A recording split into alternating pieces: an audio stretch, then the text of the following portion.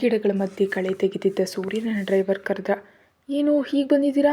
Sir ನಿನ್ನ ಮನೆ ಕರ್ಕೊಂಡು ಬರೋದಕ್ಕೆ ಹೇಳಿದ್ದಾರೆ. ಒಂದು 4 ದಿನ ಅಲ್ಲೇ ಇರಬೇಕಂತೆ. ಬಟ್ಟೆಗಳನ್ನ ಪ್ಯಾಕ್ ಮಾಡ್ಕೊ. ಸತ್ಯಮ್ಮನ ಜೊತೆ ಕರ್ಕೊಂಡು ಬಾ ಅಂದಿದ್ದಾರೆ. ಮಾಡ್ತಿದ್ದ ಕೆಲಸ ನಿಲ್ಲಿಸಿ ಅವನ ಕಡೆ ನೋಡಿದ ಸೂರ್ಯ. ಯಾಕೆ ಏನಾಯಿತು ಅಂತ ಕೇಳ್ದ. ಗಾಬರಿ ಪಡೋ ಅವಶ್ಯಕತೆ ಏನಿಲ್ಲ ಸರ್. ಅಪ್ಪ ಅಮ್ಮನಿಗೆ ಮದುವೆ ಮಾಡಬೇಕು ಅಂತ ಅಂದ್ಕೊಂಡಿದ್ದಾರೆ. ಅಚಾನಕ್ಕಾಗಿ ಈ ವಾರವೇ ಮುಹೂರ್ತ ಬಂದಿರೋದ್ರಿಂದ ಆ ಅರೇಂಜ್ಮೆಂಟ್ಸ್ ಮಾಡಲು. ಆದರೆ ಸರ್ ಹೊರಗಿನವರಿಂದಲೇ ಮಾಡಿಸ್ತಾರಲ್ಲ. ಇಲ್ಲ ಸೂರ್ಯ, ಈ ಬಾರಿ ಮಕ್ಕಳೇ ನಾವೇ ಸ್ವತಃ ಎಲ್ಲ ಸಿದ್ಧತೆ ಮಾಡ್ತೀವಿ ಅಂತಿದ್ದಾರೆ. ಸಹಾಯಕ್ಕಿರಲಿ ಅಂತ ನಿನ್ನ ಕರ್ಕೊಬರೋದಕ್ಕೆ ಹೇಳಿದ್ರು. ನಾನು ಸರ್ ಹತ್ರ ಮಾತಾಡ್ತೀನಿ, ಹೊರಗೆ ಹೋಗೋ ಕೆಲಸ ಇದೆ ಅಂತ ಕೈ ತೊಳ್ಕೊಂಡು ಅರ್ಜುನ್ಗೆ ಫೋನ್ ಮಾಡ್ತಾ ಸೂರ್ಯ. ಆಫೀಸ್ಗೆ ಹೊರಟಿದ್ದೀನಿ. ಹೇಳು ಸೂರ್ಯ.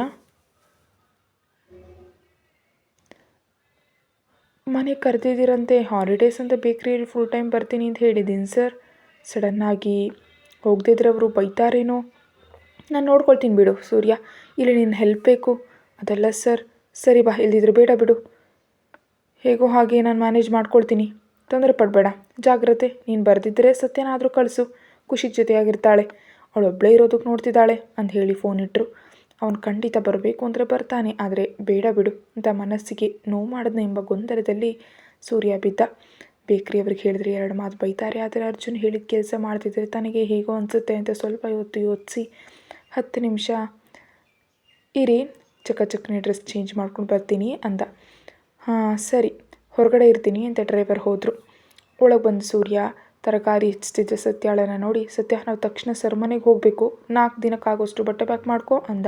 ಯಾಕಣ್ಣ, ಏನಾಯಿತು ಇಷ್ಟು ಅರ್ಜೆಂಟಾಗಿ?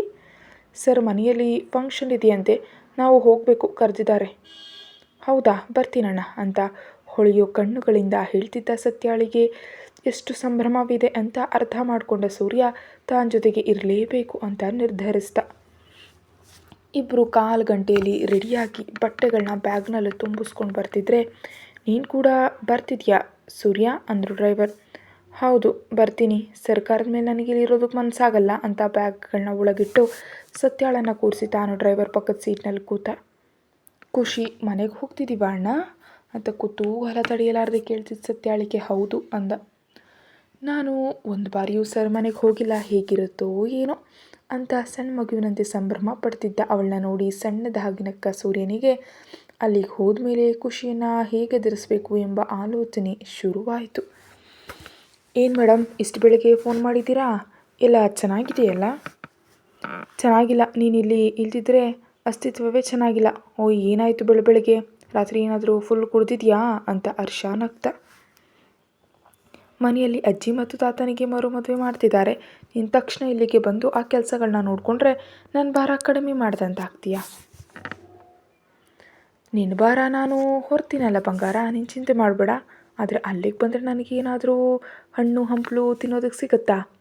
ಹಣ್ಣು ಮಾತ್ರ ಅಲ್ಲ, ಸ್ವೀಟ್ಸ್, ಖಾರ ಕೂಡ ಸಿಗುತ್ತೆ. ನಂಬಲಾ? ನಂಬಿದ್ರೆ ಸಿಗುತ್ತೆ, ನಂಬಿದ್ರೆ ಇಲ್ಲ. ಅಬ್ಬಾ ಮೇಡಮ್, ಮಸ್ತ್ ಹುಷಾರಾಗಿದ್ದೀರಲ್ಲ. ಸರಿ ಬರ್ತೀನಿ. ನಿನ್ನ ಫ್ರೆಂಡನ್ನು ಕೂಡ ಕರ್ಕೊಬರ್ತೀನಿ. ನನ್ನ ಫ್ರೆಂಡ್ ಯಾರು? ಇನ್ಯಾರು? ಚೆರ್ರಿ ಹಣ್ಣು.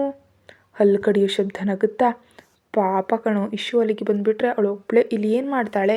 ನಿಜಕ್ಕೂ ಅವಳ ಆಲೋಚನೆಯಲ್ಲಿ ಸ್ವಲ್ಪ ಬದಲಾವಣೆ ಬಂದಿದೆ. ಮೊದಲು ಕರಗಬೇಕಿರೋದು ನಮ್ಮ ಮಮ್ಮಿ ಅಲ್ಲ, ಚೆರ್ರಿನೇ. ಅವಳನ್ನ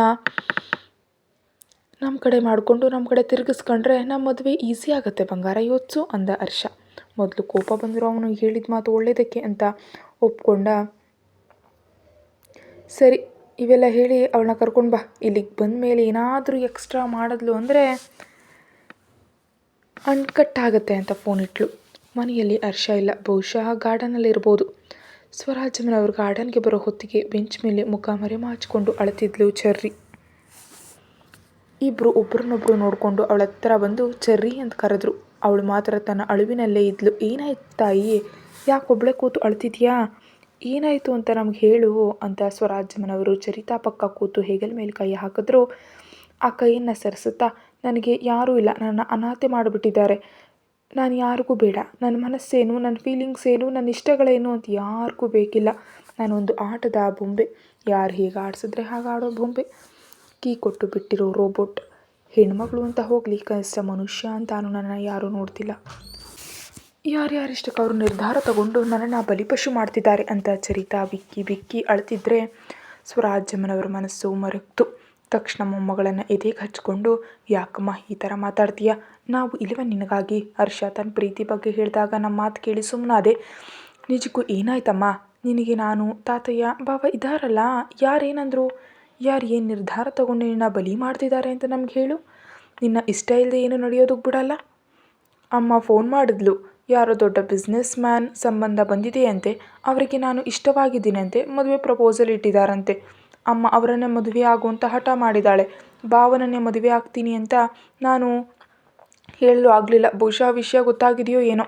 ಯಾರ ಮೇಲೂ ಆಸೆ ಇಟ್ಕೊಳ್ಬೇಡ, ಆಸೆ ಪಟ್ಟು ಭಂಗ ಪಡೋದಕ್ಕಿಂತ ನಮ್ಮ ದಾರಿ ನಾವು ನೋಡ್ಕೊಳ್ಳೋದು ಲೇಸು ಅಂತ ಅಮ್ಮ ಹೇಳ್ತಿದ್ದಾಳೆ. ಸಂಬಂಧದ ಬಗ್ಗೆ ವಿಚಾರಿಸಿದ್ರಂತೆ. ತುಂಬ ದೊಡ್ಡ ಫ್ಯಾಮಿಲಿ, ಗೌರವ ಇರೋ ಫ್ಯಾಮಿಲಿ ಅಂತೆ. ಆ ಮನೆಗೆ ನೀನು ಹೋದರೆ ಚೆನ್ನಾಗಿರ್ತೀಯ, ಇಲ್ಲ ಅಂದರೆ ನಮ್ಮ ಹೆಣ ನೋಡ್ತೀಯಾ ಅಂತ ಬೆದರಿಸಿ ಬೈದ್ಲು.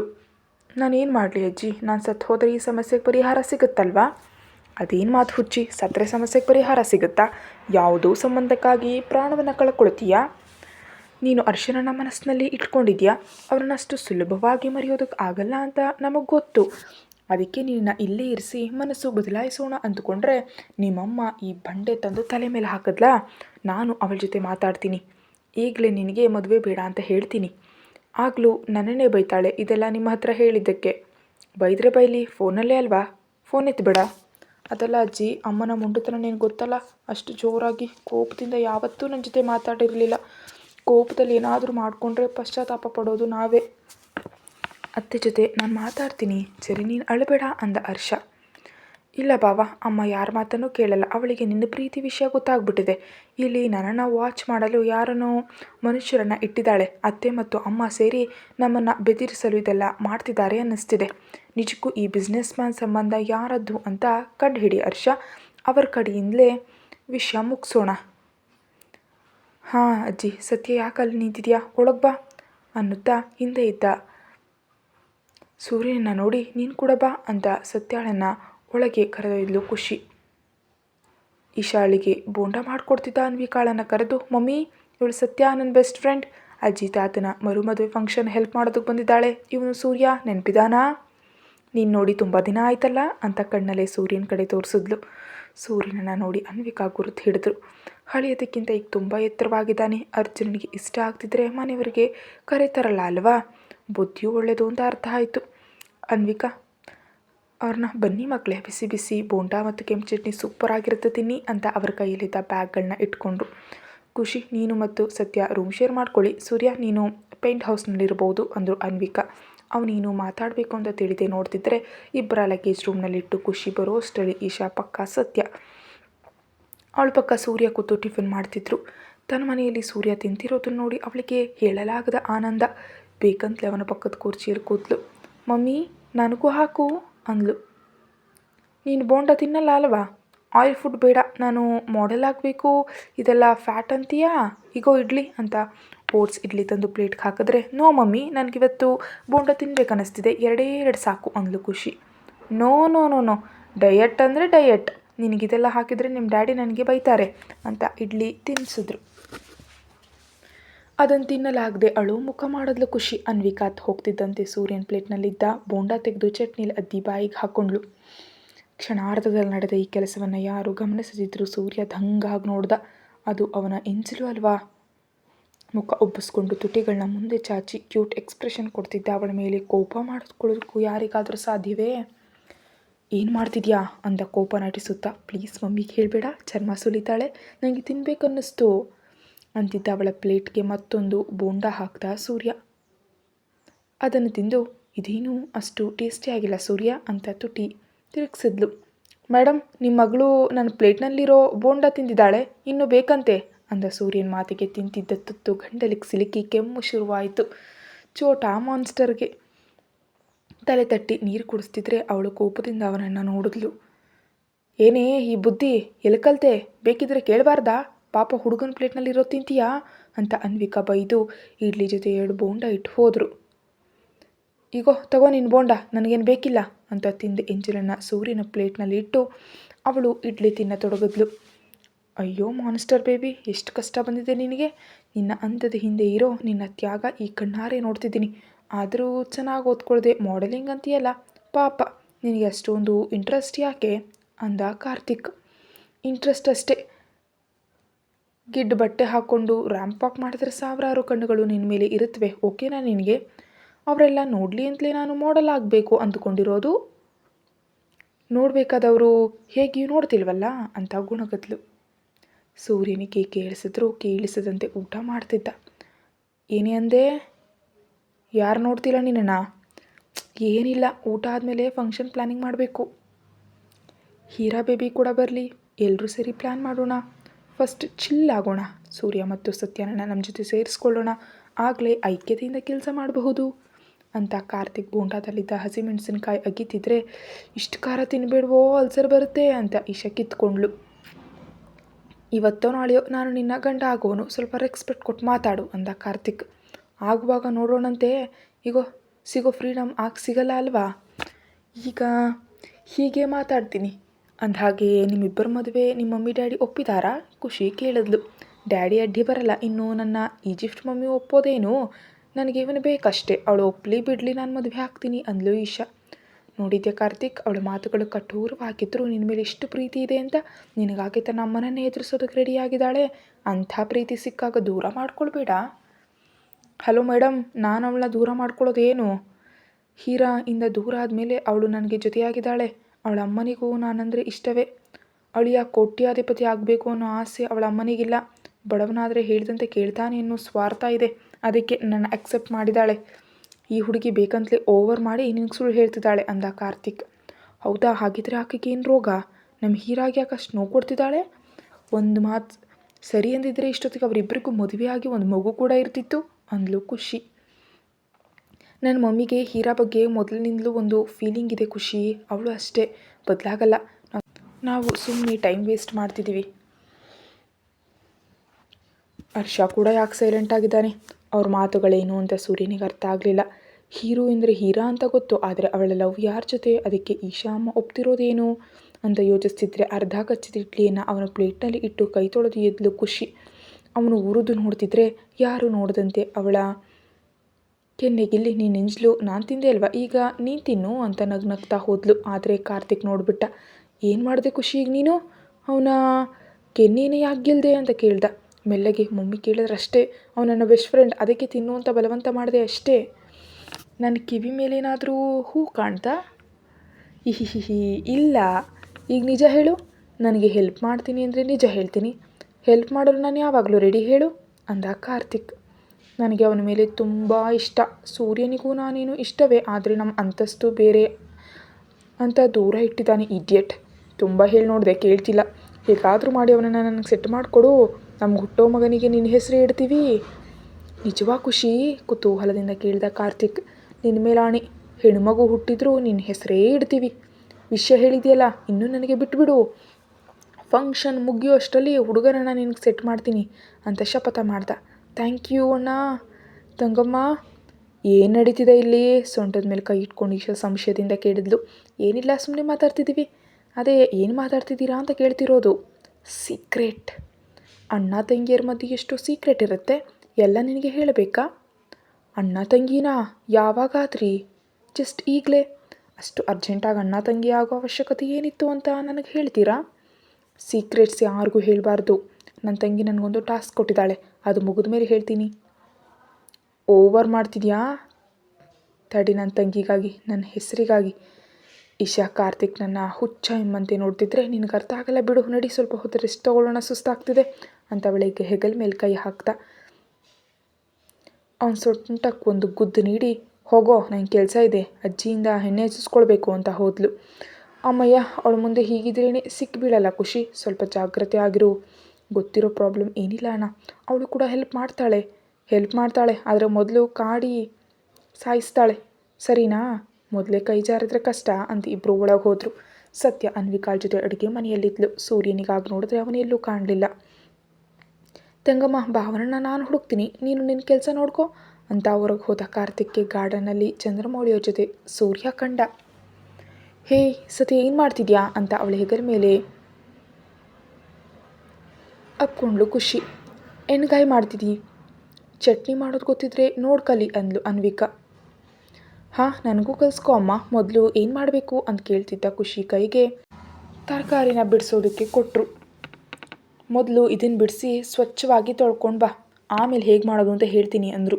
ಅನ್ವಿಕಾಳನ್ನು ಉರಿದು ನೋಡಿದ ಖುಷಿ, ನಿನಗೆ ನನ್ನ ಮೇಲೆ ಗೌರವವೇ ಇಲ್ಲ, ಡ್ಯಾಡಿ ಬಂದಮೇಲೆ ನಿನಗೆ ಹೇಳ್ತೀನಿ ಅಂತ ಅನ್ವಿಕಾ ರಿಯಾಕ್ಟ್ ಮಾಡೋ ಮೊದಲೇ ಹೊರಗೆ ಓಡಿ ಹೋಗಿ ಈಶಾ ತಲೆ ಎಣ್ಣೆ ಹಚ್ತಿದ್ದ ವಾಸವಿಯವ್ರ ಪಕ್ಕ ಕೂತು ತರಕಾರಿ ಬಿಡಿಸೋದಕ್ಕೆ ಶುರು ಮಾಡಿದ್ಲು.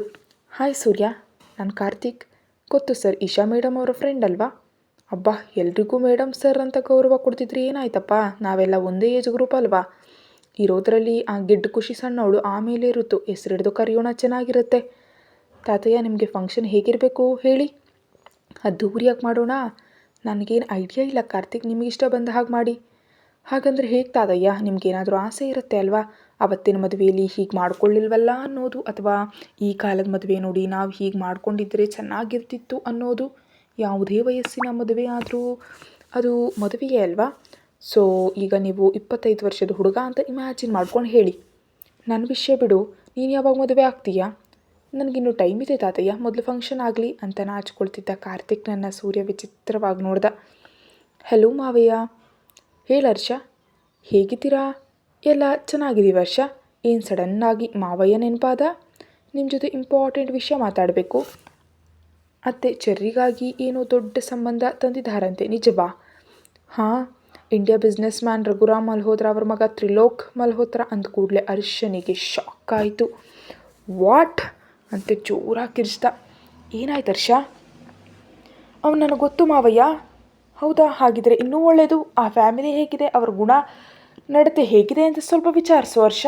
ಆದರೆ ಮಾವಯ್ಯ, ಚೆರ್ರಿಗಿಷ್ಟ ಇಲ್ಲ. ಇಲ್ಲಿ ಅಳ್ತಿದ್ದಾಳೆ. ಸಣ್ಣ ಹುಡುಗಿ, ಅವಳಿಗೇನು ಗೊತ್ತು? ನಿಮ್ಮಮ್ಮ ಹೇಳಿದ ಮಾತಿಗೆ ನಿನ್ನ ಮೇಲೆ ಇರೋ ಇಷ್ಟವನ್ನು ಪ್ರೀತಿ ಅಂತ ಭ್ರಮೆಯಲ್ಲಿದ್ದಾಳೆ.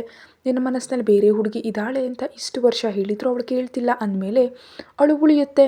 ಮದುವೆ ಆದಮೇಲೆ ಅವಳೇ ಸರಿ ಹೋಗ್ತಾಳೆ.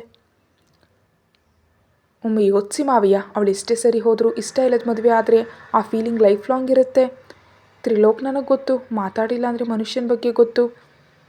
ತ್ರಿಲೋಕ್ಗೆ ಕಾಲ್ ಮಾಡಿ ಚೆರ್ರಿ ಜೊತೆ ಒಂದು ಸಣ್ಣ ಮೀಟಪ್ ಅರೇಂಜ್ ಮಾಡಿ ಮಾವಯ್ಯ. ಒಬ್ಬರ ಬಗ್ಗೆ ಒಬ್ಬರು ತಿಳ್ಕೊಂಡ್ರೆ ನಮಗೆ ಶ್ರಮ ಇರಲ್ಲ ಅಂತ ನನ್ನ ಫೀಲಿಂಗ್. ಒಳ್ಳೆ ಆಲೋಚನೆ. ನಾನು ತಕ್ಷಣ ರಘುರಾಮ್ ಅವರಿಗೆ ಫೋನ್ ಮಾಡ್ತೀನಿ. ಮಾವಯ್ಯ, ನಿಮಗೆ ನನ್ನ ಮೇಲೆ ಕೋಪ ಏನಿಲ್ಲ ತಾನೇ ಅಂತ ಹರ್ಷ ಕೇಳಿದ್ರೆ ಮಾವ ನಕ್ಕಿದ್ರು. ನಾನು ನಿಮ್ಮ ಅತ್ತೆಯಂತೆ ಮೂರ್ಖ ಅಂತ ಅಂದ್ಕೊಂಡಿದ್ದೀಯಾ ಹರ್ಷ? ನಿನಗೆ ಇಷ್ಟ ಇಲ್ಲದಿದ್ದ ಮೇಲೆ ನನ್ನ ಮಗಳನ್ನು ನಿನ್ನ ಲೈಫ್ಗೆ ಯಾಕೆ ಕಳಿಸ್ತೀನಿ? ಮಾವಯ್ಯ, ಇದನ್ನೇ ನಾನು ಹೇಳ್ತಿರೋದು. ಚೆರ್ರಿಗಿಷ್ಟ ಇಲ್ಲದ ಅವಳ ಲೈಫ್ಗೆ ಮತ್ತೊಬ್ಬರನ್ನ ಜೀವನ ಸಂಗಾತಿಯಾಗಿ ಕಳಿಸುವಂಥ ಅವಶ್ಯಕತೆ ಇಲ್ಲ ಅಂತ. ಅವರಿಬ್ಬರಿಗೆ ಮಾತು ಕುದುರಿದ್ರೆ ಓಕೆ, ಇಲ್ದಿದ್ರೆ ಈ ಸಂಬಂಧ ಕ್ಯಾನ್ಸಲ್ ಆಗುವಂತೆ ನೀವೇ ಮಾಡಬೇಕು. ಚೆರ್ರಿಗೆ ಸ್ವಲ್ಪ ಸಮಯ ಬೇಕು. ನನ್ನ ಮೇಲಿನ ಆ ಅಫೆಕ್ಷನ್ ಅಷ್ಟು ಬೇಗ ಹೋಗಲ್ಲ ಅಲ್ವಾ? ಅತ್ತೆ ಅವಳನ್ನು ಬೆದರಿಸ್ತಿದ್ದಾರೆ. ಅವಳ ಹತ್ರ ನಾನು ಮಾತಾಡ್ತೀನಿ ಹರ್ಷ. ಚೆರ್ರಿಯನ್ನು ಜಾಗ್ರತೆಯಾಗಿ ನೋಡ್ಕೋ, ಅವಳ ಜವಾಬ್ದಾರಿ ನಿಂದು. ನಾನು ಮದುವೆ ಆಗ್ತೀನಿ ಡ್ಯಾಡಿ ಅಂತ ನನ್ನ ಮಗಳು ಹೇಳೋವರೆಗೂ ಅವಳ ಮದುವೆ ನಡೆಯಲ್ಲ ಬಿಡು.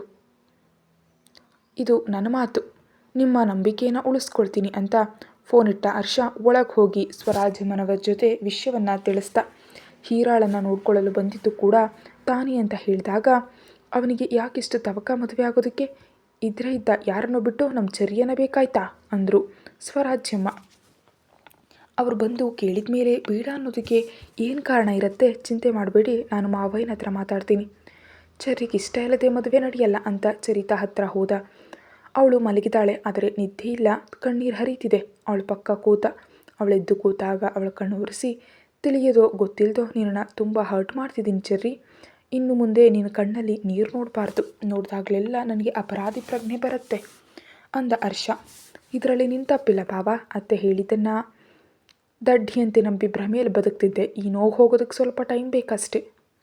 ಮಾವಯ್ಯನ ಹತ್ರ ಮಾತಾಡಿದ್ದೀನಿ, ಅವ್ರು ನಿನಗೆ ಸಪೋರ್ಟ್ ಮಾಡ್ತಾರೆ. ನಿನಗೆ ಬಂದಿರುವಂಥ ಸಂಬಂಧ ಬೇರೆ ಯಾರದ್ದು ಅಲ್ಲ, ತ್ರಿಲೋಕ್ ಮಲ್ಹೋತ್ರ. ಕೆಲವು ದಿನಗಳ ಹಿಂದೆ ಹೀರಾಗಿ ಬಂದಿದ್ದ ಸಂಬಂಧ ಇದು ಅಂದಾಗ ಚರಿತಾ ದಂಗಾದ್ಲು. ಓಯ್ ಸೂರ್ಯ, ಹಾಗೆ ನೋಡಬೇಡ. ಮದುವೆ ಅಂದರೆ ಹುಡುಗಿಯರು ಮಾತ್ರ ನಾಚಿಕೊಳ್ಬೇಕು ಅಂತ ಸಂವಿಧಾನದಲ್ಲಿ ಬರೆದಿದ್ಯಾ? ಹುಡುಗರು ಕೂಡ ನಾಚಿಕೋಬೋದು ಅಂತಿದ್ದ ಕಾರ್ತಿಕ್ನಿಂದ ಮುಖ ತಿರುಗಿಸಿ, ನಾನೇನು ಮಾಡಬೇಕು ಹೇಳಿ ತಾತಯ್ಯ ಅಂದ ಸೂರ್ಯ. ನನ್ನ ಹಳೆ ಫ್ರೆಂಡ್ಸನ್ನು ಮತ್ತೆ ಭೇಟಿ ಮಾಡಬೇಕನ್ನಿಸ್ತಿದೆ ಸೂರ್ಯ. ಅವರ ನಂಬರ್ಸ್, ಹೆಸರುಗಳನ್ನ ಅರ್ಜುನ್ ಒಂದು ಬುಕ್ನಲ್ಲಿ ಬರೆದಿಟ್ಟಿದ್ದಾನೆ. ನೀನು ಎಲ್ರಿಗೂ ಕಾಲ್ ಮಾಡಿ ಕೊಟ್ಟರೆ ಫಂಕ್ಷನ್ಗೆ ಇನ್ವೈಟ್ ಮಾಡ್ತೀನಿ. ಯಾರಾದರೂ ಕಾಲ್ ಎತ್ತದಿದ್ದರೆ ಮತ್ತೊಮ್ಮೆ ಟ್ರೈ ಮಾಡಬೇಕು ಆ ಕೆಲಸ ನಿನಗೆ ಕೊಡ್ತೀನಿ ಅಂತ ಪಾಕೆಟ್ನಲ್ಲಿದ್ದ ಸಣ್ಣ ಬುಕ್ ಕೊಟ್ಟರು ಚಂದ್ರಮೌಳಿ. ಅದರಲ್ಲಿ ಸುಮಾರು 50ಕ್ಕೂ ಹೆಚ್ಚು ನಂಬರ್ ಇತ್ತು. ಹಾಗೆ ಸರಿ ತಾತಯ್ಯ ಮಾಡ್ತೀನಿ ಅಂತ ಅಂದ. ಅವನ ಸಮಾಧಾನ ಮತ್ತು ವಿನಯ ನೋಡಿ ಚಂದ್ರಮೌಳಿಯವರಿಗೆ ಖುಷಿಯಾಯಿತು. ಮತ್ತು ನಾನೇನು ಮಾಡ್ಬೇಕು ತಾತಯ್ಯ ಅಂದ ಕಾರ್ತಿಕ್. ನಾಳೆ ವೆಡ್ಡಿಂಗ್ ಪ್ಲ್ಯಾನರ್ಸ್ ಬರ್ತಾರೆ, ಗಾರ್ಡನಲ್ಲಿ ಸ್ಟೇಜ್ ಎಲ್ಲ ಹಾಕಬೇಕು ಅಂತ ಹೇಳ್ತಾರೆ. ನೀನು ಅರ್ಜುನ್ ಅವ್ರನ್ನ ಕೇಳಿ ಮಾಡಿಸು.